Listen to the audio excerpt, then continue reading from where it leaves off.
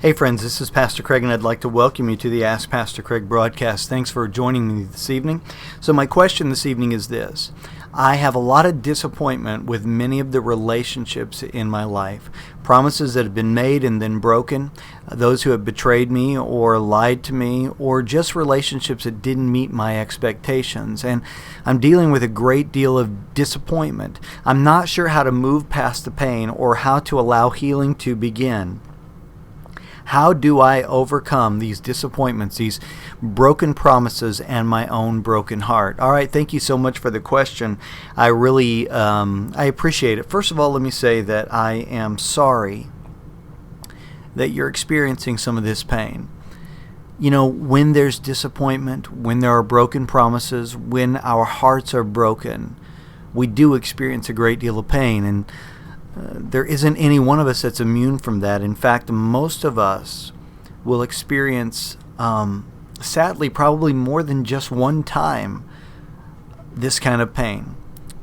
Broken relationships, betrayal, where our hearts are just broken, where promises that have been made and then not kept. And that really is part of life. Now, that doesn't make it any easier, and I don't in any way mean to belittle what you're experiencing or what you're feeling. I know how it feels to have your heart broken, and it's a very painful process. And understanding that part of this process is experiencing pain, is experiencing disappointment, is probably really important for you to realize. You are going to hurt. You are going to experience disappointment.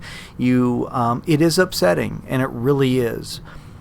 And each one of us, I think, deals with pain differently. So I would encourage you to discover what is the best process for you to experience healing for these relationships that have let you down. Now, I think there are some universal things that apply to every one of us, and so I would like to share some of those with you. First of all, I think it's really important for you and I to understand that God cares about your pain.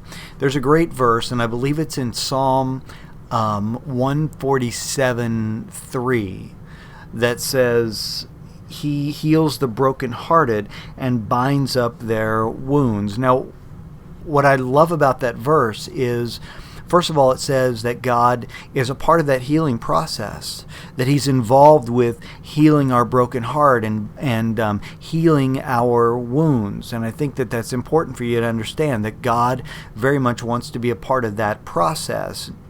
I also think it's an interesting verse because it says to us that God really cares about our broken heart. God really cares about our pain and those disappointments and those painful times. God has a great deal of compassion for that.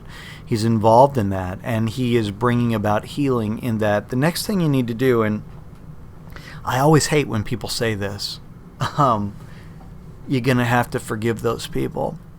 Now, forgiveness doesn't mean that you allow them back into the circle of trust. Forgiveness doesn't mean that you give them another opportunity to hurt you, to betray you, or to break promises to you. But at some point, you do need to, and forgiveness, I believe, is a real process. It may take you some time to get to the point where you can forgive them for what they've done. I think a lot of times we just say, well, you got to forgive them. And that is true.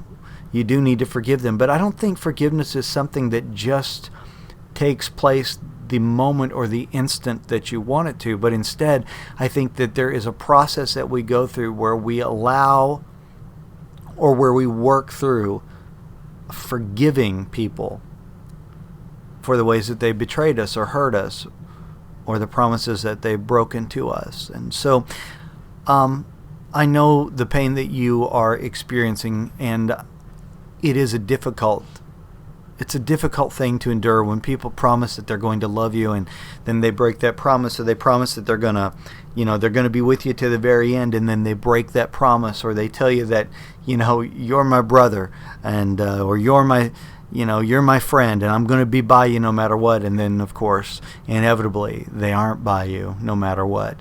Those are difficult things to endure, but with the help of God and with slowly releasing those transgressions, we can begin to experience healing. And I hope that's what happens for you.